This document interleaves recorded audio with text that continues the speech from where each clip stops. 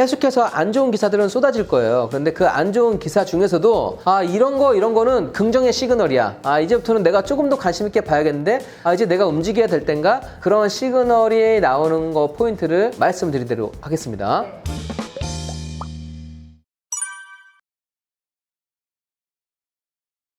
요즘에 정말 부동산 폭락이다. 자금도 다 MMF로 127조 원이 들어가고 이런 시기인데요. 정말 하락이 계속되고 있는지, 이게 언제까지 계속될지, 하락장이 한 번 오면 5년, 10년이 계속될 거다 이런 얘기 많이 하잖아요. 그렇죠. 정말 그렇게 되는지 그런 얘기를 한번 나눠보면 좋을 것 같아요. 네. 오늘 큰 타이틀로는 부동산 폭락 그리고 자금들도 다 이동한다 이런 얘기가 나오고 있습니다. 왜 그러한 건지 부동산 하락 원인도 한번 짚어보고 현재 원인을 짚어보면서 2023년 부동산 시장까지는 과연 어떻게 될 것인지 경제는 어떻게 될 것인지 여유주님하고 편하게 얘기를 나눠보도록 하겠습니다. 지금 서울 아파트 값은 10년 1개월 만에 최대 하락이라고 나오고 있고요.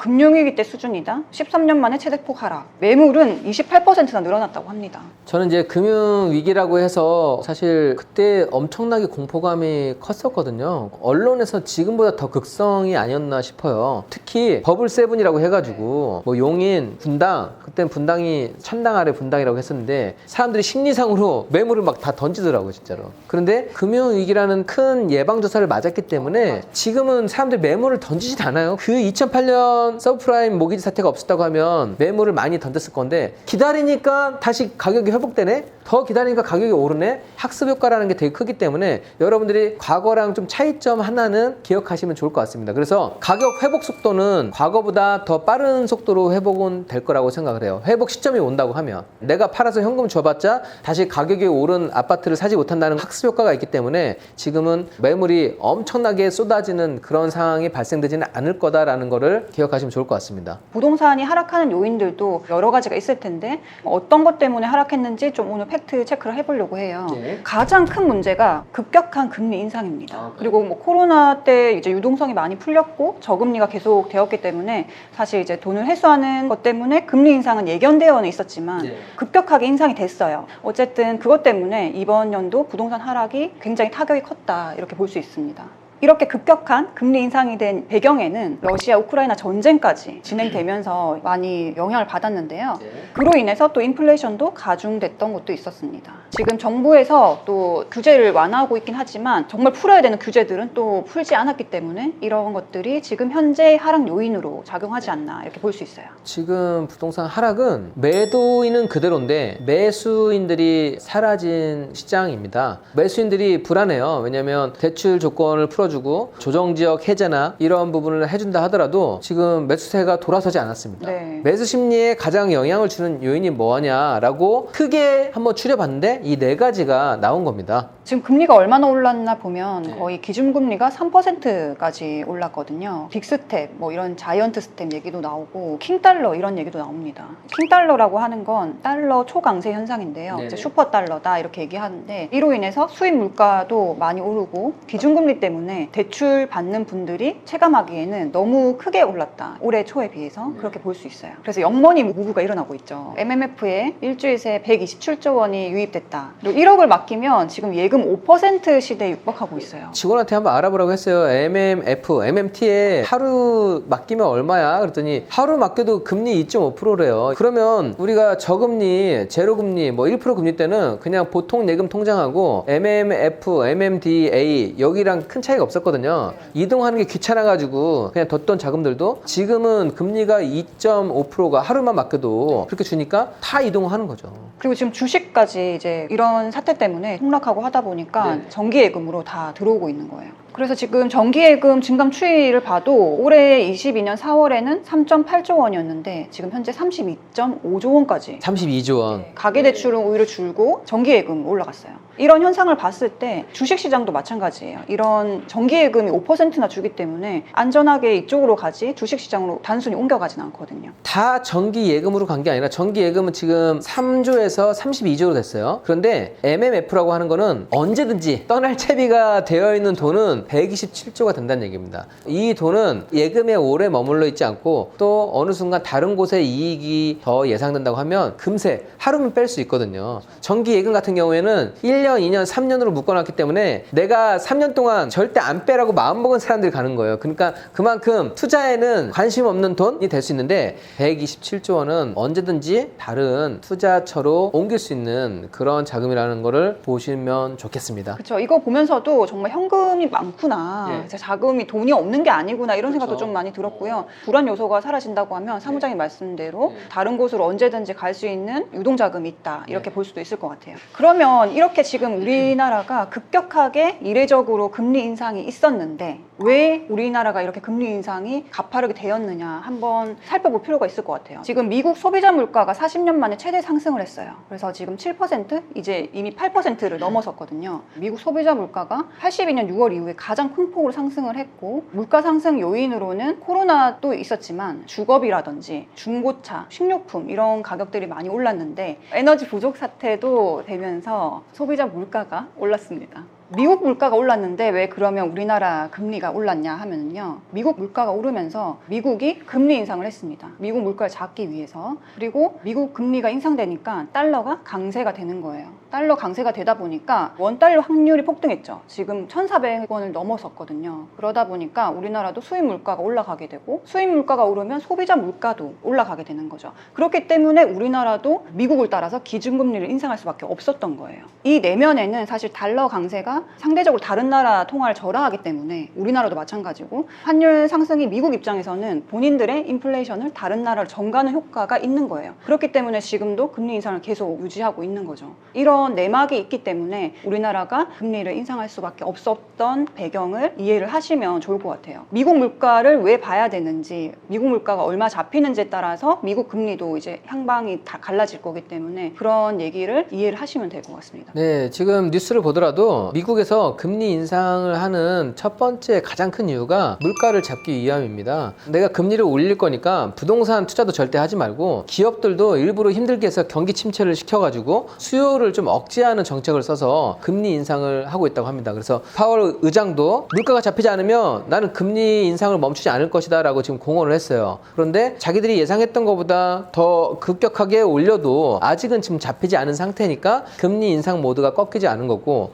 그런데 미국 금리 인상이 되면 미국만 돼 있는 게 아니라 달러가 강세를 보이기 때문에 세계적으로 이런 금리나 이런 물가에 영향을 주게 되는 겁니다. 미국의 지표를 보는 게 우리나라의 금리, 한국은행에서 기준금리를 올리는 거 이전에 미국의 움직임을 보고 미국의 움직임을 따라갈 수밖에 없는 그런 조건이기 때문에 관심 없어도 미국에서 어떤 모드로 계속 가는지를 눈여겨보시는 게 중요하다는 겁니다. 우리나라도 금리가 오르다 보니까 전세시장뿐만 아니라 중대형 빌딩도 반토막이 났다 이런 기사들도 많이 있고 예금 이자보다 못한 빌딩 투자, 왜냐하면 지금 강남 같은 경우에는 수익률이라든지 2% 3%잖아요. 그런데 예금 금리를 5% 주면 그런 부분 때문에 이런 기사가 나오는 거죠. 지금 빌딩 같은 경우는 원래 수익률이 2% 3%대였어요. 임대 수익 목적으로 사야 되는 게 맞는 건데 그게 아니라 아파트에 대해서 대출 규제를 막다 보니까 아파트 살 돈도 빌딩으로 많이 들어간 것 같아요. 중소형 빌딩 같은 경우에는 본래는 주거형으로 임대 사업을 하거나 아니면 추가로 매입을 하셨던 그런 자금들이 빌딩으로 많이 투입이 됐는데 거의 매매 차익 목적으로 많이 갔었어요. 그런데 지금 금리가 수익률이 기본적으로 2, 3%밖에 안 되다 보니까 지금 부담해야 될 월 이자가 훨씬 큰 거예요. 그렇게 하니까 가장 타격을 지금 받는 게 수도권 먼저 경기 지역이 받고 그 다음 외곽 지역 받고 아직 강남은 영향을 안 받는다 하더라고요. 왜냐면 돈이 많아서 그 수익률 상관없대요. 왜냐면 살 때부터 대출받아서 샀던 사람도 많이 없다고 하더라고요. 그리고 이 사람이 힘들어봤자 그 아빠가 잘 산대.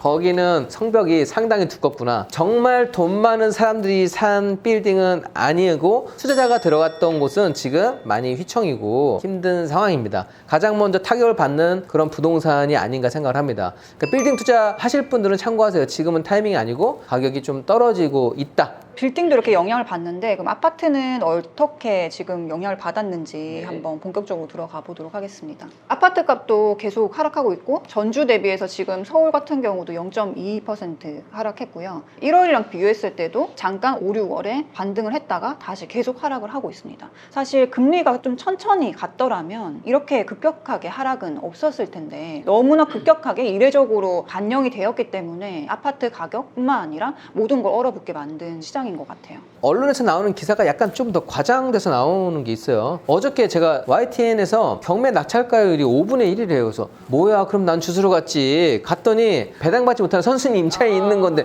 원래 그거는 이런 상승장에서도 5분의 1도 못 사잖아요. 보증금을 물어줘야 되기 때문에. 근데 그거를 설명하고 있더라고요. 경매를 몰라서 쓰시는 건지 아니면 정말 관심을 끌려고 이렇게 하는 건지 모르겠지만 몰라서 그럴 수도 있을 것 같아요. 근데 저 그래프는 몰라서 그런 건 아닌 것 같고 어떻게든 절벽처럼 보이려고 노력은 하신 것 같아요. 그런 것도 있고 사실 그만큼 하락을 또 많이 한 것도 있는 것 같아요. 지역이나 아파트마다 좀 다르긴 하지만 거래가 안 되면서 가격이 이렇게 좀 급격하게 보이는 것 같기도 합니다. 그러면 실제로 전세 매물이 얼마나 이제 늘어났고 매물이 어떻게 변했는지 한번 살펴봤는데요. 7월부터 10월까지 가장 좀 많이 타격을 받은 것 같아요. 3%까지 오면서 그 타격이 거의 정점에 와 있지 않나 생각을 하는데요. 8월에는 지금 서울 아파트 전세 매물이 31,906건이었고요. 9월에는 37,418건, 10월에는 44,142건으로 8월 대비해서 9월은 17%가 증가를 했고 10월에도 9월 대비 10%가 증가를 하긴 했습니다. 되게 특이한 현상이에요. 이렇게 부동산 폭락, 그 다음에 부동산 시장이 불안하면 이 원래 자금들은 다 전세로 몰리거든요. 전세로 다 집 안 사, 집 사면 집값 떨어지는데 왜 집을 사? 전세 기사에서는 전세 대란이 일어날 거다라고 했는데 그쪽으로 향하지 못하게 하는 게 바로 금리가 인상돼서 우리나라 전세 수요자들 자체가 전세 자금 대출을 활용하고 있는 실수요자들이 워낙 비율이 많았기 때문에 금리 영향을 더 크게 받는 거예요. 전세를 택하고 싶어도 그게 월세보다 더 비싼 거잖아요. 예전에는 이제 월세가 더 비쌌고요. 지금 현재는 월세랑 비교했을 때 전세가 더 비싸다고 생각하니까 멈칫하고 있는 거고. 그렇죠. 딱 비교했을 때 8월부터인가 그래서 전세하고 월세 비율에서 월세를 택하는 비율이 더 넘어섰던 때가 8월이었던 것 같아요. 경기 아파트 전세 매물도 간단히 한번 살펴보면은요. 지금 10월에는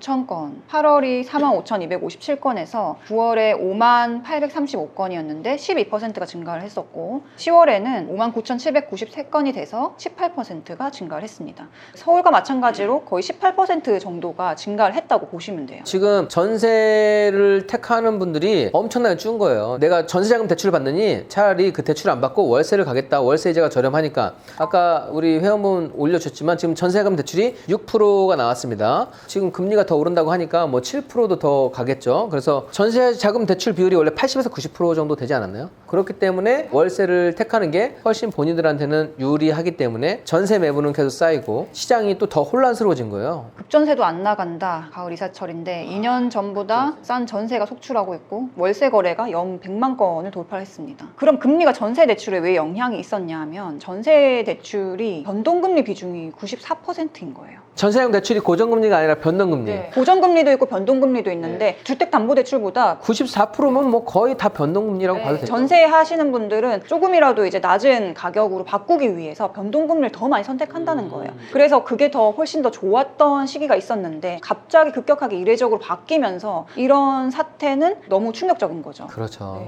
코픽스 금리가 전년도에 0.95에서 지금 현재 9월에는 3.4까지 올랐고요. 지금 전세대출 시중은행 10월 기준으로 상품들을 보면은요. 신한은행 같은 경우는 4%에서 최대 7%. 7%. 금융채 이것도 전세 상품에 많이 영향을 받는 상품이고요. 우리은행 같은 경우도 최대 5%, 국민은행 6%, 하나은행 7% 이렇게 나와 있는데 7%를 넘어서 8%도 나올 수 있다 이런 얘기도 나오고 있습니다. 8% 나오겠죠? 뭐 금리 인상되는데. 그러면 이제 전세 대출이 예전에는 3%였는데 네. 7%, 8%라고 생각을 하면 불과 그것도 몇 년에 걸쳐서 뭐 5년, 10년 전에 얘기를 하는 게 아니라 작년 얘기를 하면서 3%인데 7%로 바뀌었다고 하면 너무 타격이 크다는 거죠. 네. 전세 매물이 이렇게 많아진 거는 원래 뭐 그러면 매매 물건이 많아질 수도 있는 건데 왜 많아졌냐고 하면 지금 현재 전세금이 좀 높아지기도 했어요. 그리고 매물이 많이 없었기 때문에 사실 시중에 나오는 전세금이 높았던 것도 사실이고 그러다 보니까 조금 더 나은 집으로 가려고 했던 분들 아니면 넓은 평수로 가려고 했던 분들도 전세금도 높아졌는데 전세금리까지 상승하고 그러다 보니까 다른 작은 집으로 옮긴다든지 전세를 보류하고 월세로 가게 되는 거죠. 그러니까 지금 부동산 시장 시장 침체되었지만 사실 다 같이 힘든 시기지 집 가진 사람만 힘든 시기 아니라고 봐요. 월세 가격은 경기 침체됐다고 해서 떨어지거나 그러지 않아요. 전세자금 대출이랑 맞물린 곳은 그렇다 하지만 월세 부분은 또 어느 정도 계속 받쳐지고 있더라고요. 네. 그래서 사람들이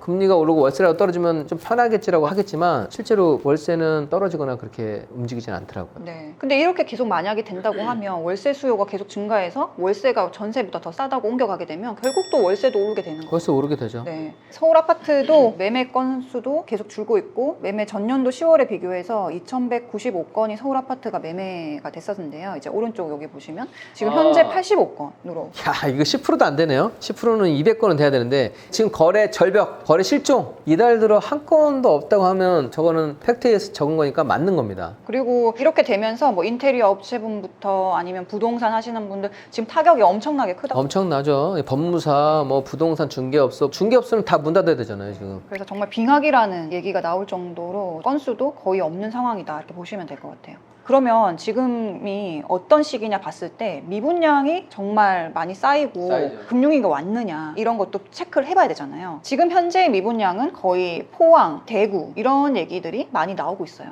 그럼 실제로 포항이 얼마나 지금 미분양이 됐는지 한번 찾아봤는데요. 포항 같은 경우는 실제로 미분양이 좀 많이 나오고 있긴 해요. 하지만 중공업 미분양은 49건, 전체 미분양은 4,209건인데요. 실제 이제 이 건들을 몇 건 봤을 때 분양 가격이 높다든지 5억대가 넘는다든지 그런 건들이 좀 많았었고요. 포항에서 봤을 때는 좀 타격이 있겠지만 전체적으로 봤을 때는 그렇게 이런 시기는 아니다. 하지만 지켜봐야겠죠, 앞으로. 저게 3,000개가 쌓였냐 4,000개가 쌓였냐 저는 그것도 중요하겠지만 매수할 사람들이 매수할 생각이 없어요, 전혀. 그러니까 거래 실종이라고 하는 거는 서로 가격이 맞아야 되는 건데 가격이 맞는 걸 떠나서 안 산다니까 지금, 그죠? 그게 가장 좀 큰 문제가 되는 겁니다. 네. 대구는 지금 미분양 전체가 8,300 정도 나오고 중공업 미분양은 238건 정도 나오고 있습니다.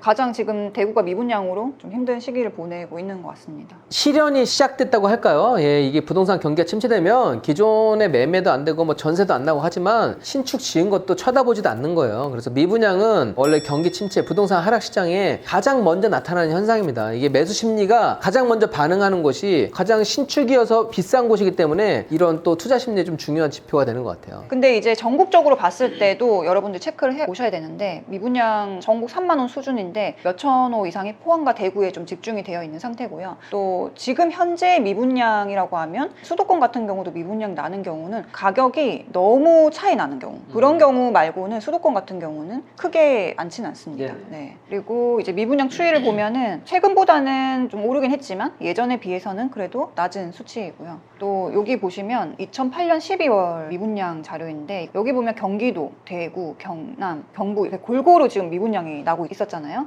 근데 현재 같은 경우는 대구랑 경북에 거의 집중되어 있다는 겁니다. 그쪽이 거의 반 이상 차지했네요, 그죠? 네. 예. 그래서 앞으로의 이제 향방을 보려고 하면 2008년도 이때처럼 경기 지역이나 수도권 쪽에 미분양이 계속 되는지 그런 걸 좀 지켜보시면 판단하는데 조금 도움이 되실 것 같습니다. 네, 여러분들 어쨌든 지금 중요한 말씀 해주셨는데요. 자, 미분양도 전체적으로 개수 딱 그걸로 보지 말고 지역까지 같이 보면 조금 더 합리적인 판단을 할 수 있다는 겁니다. 현재 전국 3만 호 미분양은 포항하고 대구, 경북 지역에 좀 쏠림 현상이 되어 있는 거고 2008년 금융위기를 한번 겪었기 때문에 사람들이 매물을 막 던지거나 아니면 정말 좀 수익이 날 수 있는 곳은 지금도 청약이 몰리고 있다는 기사도 보여요. 그죠? 침체냐 아니냐를 따지자고 하면 그 미분양 전체 수치가 아니라 서울 경기 지역 지표를 가지고서 판단을 해보면 조금 더 정확하지 않을까라고 말씀을 드리는 겁니다. 그러면 과거처럼 하락이 얼마나 지속될 건지 좀 비교를 해봐야 되는데요. 최대 하락이라고 하면 총 4번의 하락이 있어요. 첫 번째는 1991년도 1차 하락이 있었고요. 그때는 신도시 200만 공급이 시작될 때였습니다. 1기 신도시죠. 네. 이때도 정말 200만 개를 공급해버리니까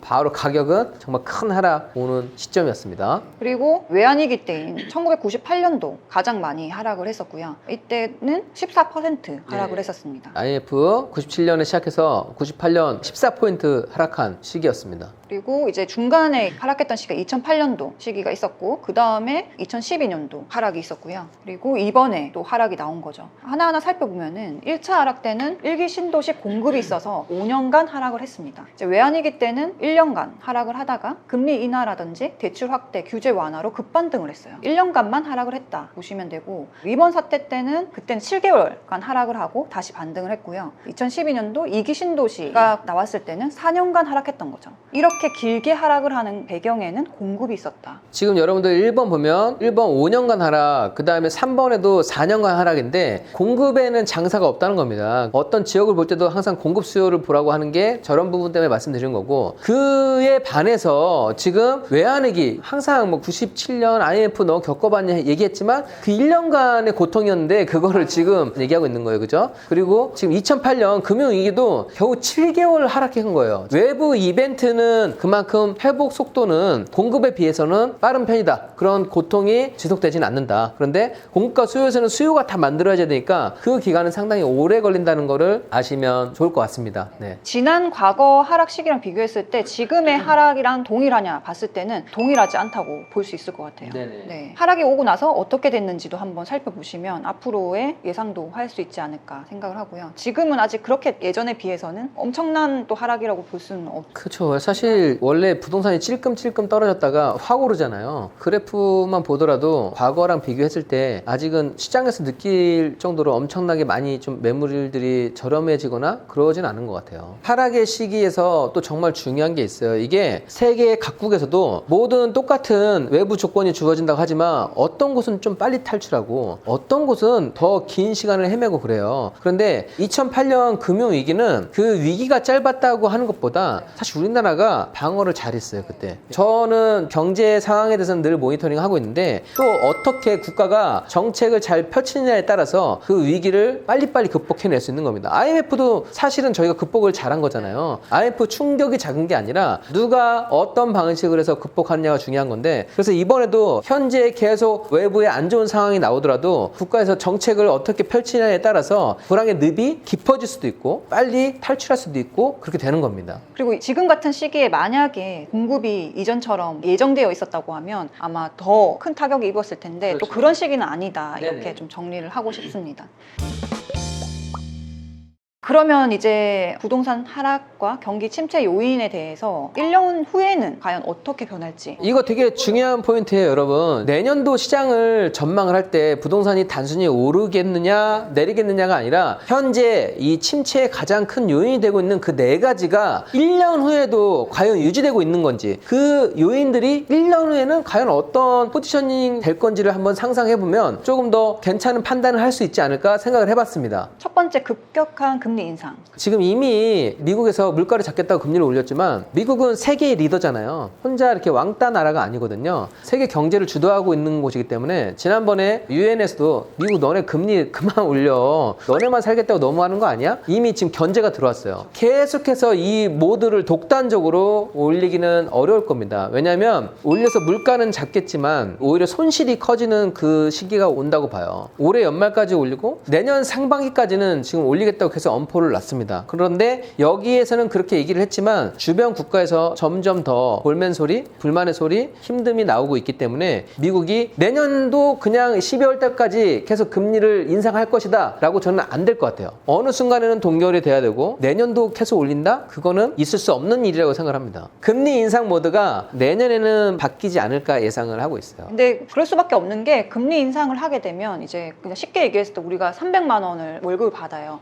근데 내가 원래 100만 원의 이자를 내고 있었는데 금리가 오르면서 250만 원의 이자를 내야 되는 거죠. 그러면 내가 쓸 수 있는 돈이 50만 원밖에 없잖아요. 그렇게 되면 150만 원 쓰던 사람이 50만 원밖에 안 쓰니까 외부 소비 활동이 줄게 되잖아요. 그렇게 되면은 결국에는 경기 침체가 올 수밖에 없는 거거든요. 그렇죠. 물가는 잡았지만 나중에 멀리 보게 되면은 올리는 건 멈출 수밖에 없는 거죠. 그렇죠. 경기 침체가 되면 또 미국은 실업률이 증가하잖아요. 그럼 실업자들이 또 증가하면 그 실업률을 또 해소하기 위해서 정책은 늘 냉탕과 온탕을 왔다 갔다 하는 정책을 쓸 수밖에 없어요. 이게 고정할 수가 없기 때문에 지금은 한 가지 요인을 제거하기 위해서 지금 금리 인상 카드를 꺼냈다 할지라도 내년에는 다른 요인을 또 잡기 위해서 코로나 때도 돈 풀었잖아요. 금리 인하하고 그 장려책 모드로 갈 수 있는 시기가 올 거라고 생각을 합니다. 금리 인상이 찔끔찔끔 0.25씩 올린 게 아니라 급격하게 올렸기 때문에 더 올릴 수 있는 여력 자체도 많이 남지 않았다. 그래서 금리는 이제 동결하게 될 거다. 네네. 이렇게 정리를 할 수 있고 네. 두 번째, 러시아 우크라이나 전쟁. 예. 러시아 우크라이나 전쟁을 저는 되게 눈여겨보고 있었어요. 지금은 어떤 상태냐면 포탄이 다 떨어졌어요. 현대식 무기는 이미 진작에 끝났고 재래식 무기까지도 거의 지금 재고가 떨어진 상태예요. 그런데 우크라이나는 그 전쟁 무기들을 계속 지원받아서 하고 있는데 러시아는 지금 그 상태가 아니에요. 남은 건 핵 버튼 하나인데 제가 봤을 때는 쏠 수가 없어요. 왜냐하면 푸틴이 가진 게 많잖아요.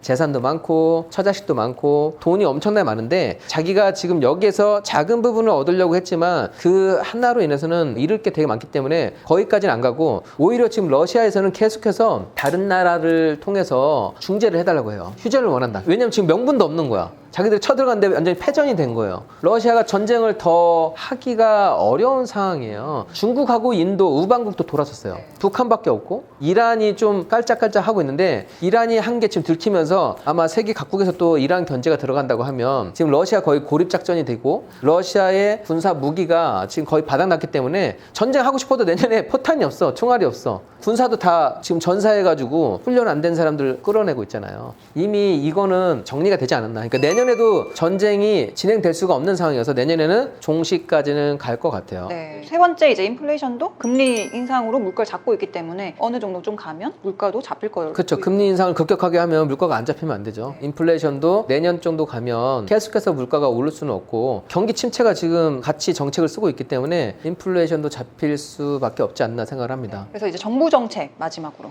이게 정부 정책이 되게 중요해요, 여러분. 부동산 시장이 안 좋아졌기 때문에 현재의 정책들은 상승장에 나왔던 정책들로 대부분 세팅이 되어 있습니다. 지금 하락장이나 여기에는 맞지 않은 거예요. 조정지역 해제가 되고 뭐 투기지역 해제가 되고 대출 규제를 완화를 했는데 자, 지금 이렇게 완화를 해주고 풀어줬는데 매수 심리가 거의 제로잖아요. 부동산은 공급하고 수요인데 일단 수요가 지금 돌아서지 않아요. 그런데 금리는 계속 오른다고 해서 그러면 여기서 정부 정책을 뭘 봐야 되냐? 수요를 만들어줄 수 있는 정책이 나오느냐가 되게 중요합니다. 그러면 수요라고 하면 어떤 거야만 하냐? 항상 위기의 시기에는 다주택자, 부자들이 살 수 있는 그 환경을 만들어줘야 된다고 생각을 해요. 늘 그런 정책을 썼거든요. 왜냐하면 지금은 서민분들한테 살 수 있는 조건을 아무리 만들어줘도 그분들은 사지 않아요. 그렇게 시장이 반색이 될 수가 없어요. 과거 정책을 돌아보면 이명박 정부, 박근혜 정부 때도 그때 부자 정책을 썼다고 하지만 2008년 금융위기라는 게 있었잖아요. 그 위기를 극복하기 위해서 신도시 공급을 아예 하지 않겠다. 앞으로는 공급도 없애버리겠다라고 그런 시그널을 줬었고 그러니까 부동산 가격 오를 거야. 오를 거니까 사. 왜냐면 좀 사야지 경기가 돌아가지. 그리고 한때에는 지금 이 시기에 아파트를 살 경우에 부동산을 산다고 하면 평생 양도세를 물지 않아도 돼. 세금을 풀어주는 다주택자에 대한 세금. 법인은 잘 모르겠어요. 법인에 대한 거는 우리나라는 원칙적으로 법인은 하지 못하게끔 그렇게 만들어져 있고 그거를 풀어서 욕 먹는 게 있고 풀어서 욕 안 먹는 게 있는데 법인은 제가 봤을 때는 손대기가 쉽지 않지 않나.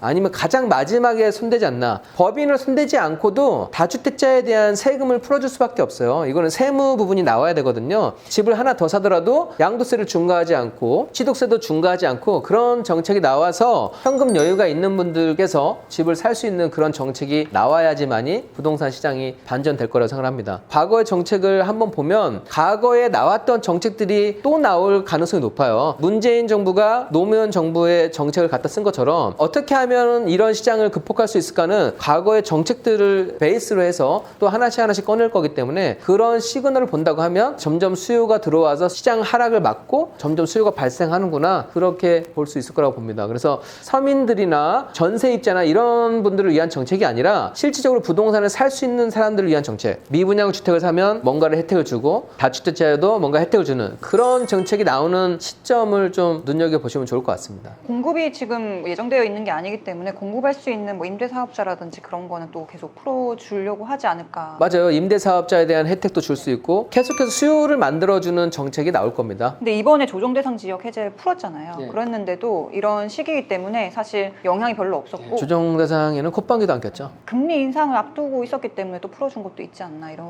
생각도 해봅니다. 지금 정책은 거들떠도 안 보는 정책, 더 과감한 정책이 지금 나와야 되고 이거를 부동산 가격 상승 하락이 아니라 지금 연말하고 내년 초까지는 되게 고비가 될 것 같아요. 이때 정부의 방어 능력, 정부의 정책 운영 능력 그 부분이 되게 중요합니다. 이게 경제 전문가들이 옆에서 좀 조언을 잘 해주면 좋겠어요. 네 가지 얘기하신 거 정리해보면 1년 후에는 이 정도만 정리가 된다고 해도 부동산에 어느 정도 영향이 있을 거다 볼 수 있을 것 같아요. 네, 지금 불안한 요인을 발생하는 거를 한번 딱 파악해보고 그게 내년에도 그 못이 꽂혀 있을지를 생각해 본다고 하면 부동산 시장이 끊임없이 하락으로 가진 않는다는 얘기예요. 이걸 알게 되면 내가 이런 시기를 어떻게 보낼 것인지 그 모두가 설정이 된다는 얘기죠. 금리 얘기가 나와서 이제 한국은행 기준금리를 좀 보여드리면요. 예전에 지금 3%도 많이 높은 거라고 보지만 2008년도 시기에 비해서는 아직 그만큼 뚫지는 않은 거잖아요. 제가 2008년, 2009년 저는 이 시기에 투자를 많이 했다고 했잖아요. 상가 경락 잔금 대출 금리가 수협에서 8.5%를 받았어요. 여러분들이 겪어보지 않았기 때문에 두렵지만 게임의 룰이 좀 바뀌었다 뿐이지 그 룰에 적용하면 된다고 생각을 해요. 내가 3%대 아니면 2%대 돼서 상가 투자를 할 수 없는 게 아니라 5%대가 되면 8.5%의 이자를 납부하고도 수익이 나는 금액대로 사면 되는 거예요. 내가 매입하는 금액대가 가장 중요한 거지 외부 요인은 숫자를 바꿔서 계산해 볼 수 있으면 내가 부동산 사야 돼 말아야 돼가 아니라 내가 매입하는 가격대가 얼마인지가 정말 중요하다라고 말씀드릴 수 있겠습니다.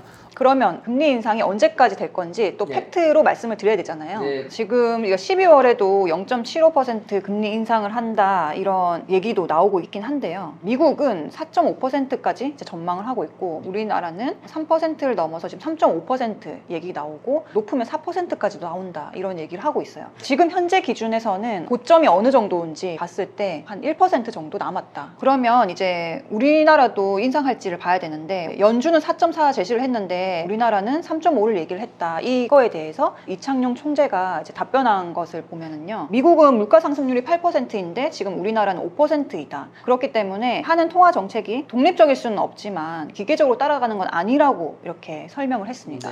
그렇기 때문에 미국이 금리를 더 올리더라도 우리나라는 3.5 정도라고 말씀하신 거죠. 어쨌든 미국의 현실에서는 미국 물가가 8%대 상승을 보이고 있기 때문에 4%대, 4.5%대 얘기를 했지만 우리나라는 아직 물가 상승률이 지금 5%대이기 때문에 3.5% 금리 인상해도 괜찮다. 보면 한국은행 총재는 계속해서 시장에 그래도 너무 걱정하지 마 이런 시그널을 보내고 있는 거고 미국은 아니야 지금 금리 앞으로 내년에도 올릴 수 있어. 너네 부동산도 사지 말고 너네 긴장 많이 해 해서 일단 뭐 물가를 잡으려고 완전 모두 자체가 다릅니다. 사실은 미국에서도 통화 정책을 잘 펼쳐야만 하는데 코로나 시기에 정말 많은 돈을 풀었음에도 불구하고 그 다음에 저금리 시장이 오래됐음에도 불구하고 그때 빨리 지금 금리 인상을 해야 돼 라고 했을 때 아니야 천천히 해도 돼 이렇게 해서 좀 정말 안일하게 대응하고 있었거든요. 그런데 본인들의 그 한 가지 요인 말고도 다른 외부의 전쟁 이벤트나 그 다음에 중국에서도 뭐 코로나 봉쇄 정책 여러 가지 나와서 지금 이거를 급격하게 올리다 보니까 사실 위기가 되고 세계 시장이 좀 타격이 되는 것 같습니다. 그래서 이제 뭐 연준도 마찬가지지만 우리 이제 한은도 정책금리 이제 전망을 하잖아요. 그걸 봤을 때